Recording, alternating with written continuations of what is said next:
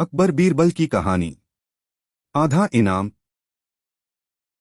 यह बात तब की है जब शहंशाह अकबर और बीरबल की पहली मुलाकात हुई थी। उस समय सभी बीरबल को महेश दास के नाम से जानते थे।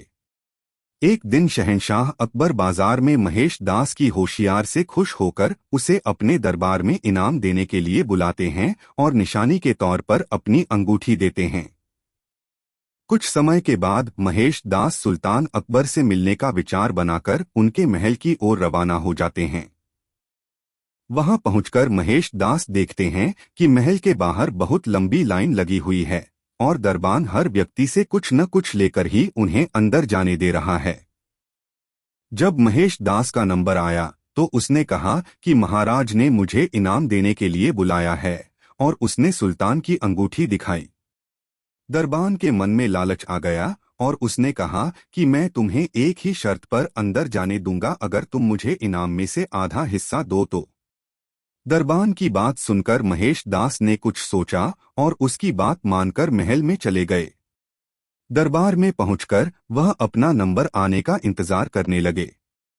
जैसे ही महेश दास की बारी आई और वो सामने आए तो शहंशाह अकबर उन्हें देखते ही पहचान गए और दरबारियों के सामने उनकी बहुत तारीफ की।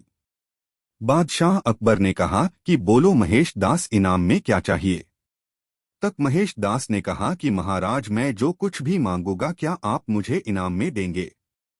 बादशाह अकबर ने कहा कि बिल्कुल, मांगो, क्या मांगते हो। तब महेश दास ने कहा कि महाराज, मुझे पीठ पर 100 कोड़े मारने का इनाम दें। महेश दास की बात सुनकर सभी को हैरानी हुई और बादशाह अकबर ने पूछा कि तुम ऐसा क्यों चाहते हो।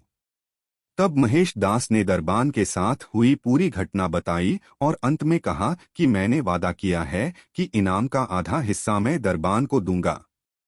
तब अकबर ने गुस्से में आकर दरबान को 100 कोड़े लगवाए और महेश दास की होशियारी देखकर अपने दरबार में मुख्य सलाहकार के रूप में रख लिया। इसके बाद अकबर ने उनका नाम बदलकर महेश दास से बीरबल कर दिया। तब से लेकर आज तक अकबर और बीरबल के कई किस्से मशहूर हुए। कहानी से सीख: हमें अपना काम ईमानदारी से और बिना किसी लालच के करना चाहिए। अगर आप कुछ पाने की उम्मीद से कोई काम करते हो तो हमेशा बुरे परिणाम का सामना करना पड़ता है, जैसे इस कहानी में लालची दरबान के साथ हुआ।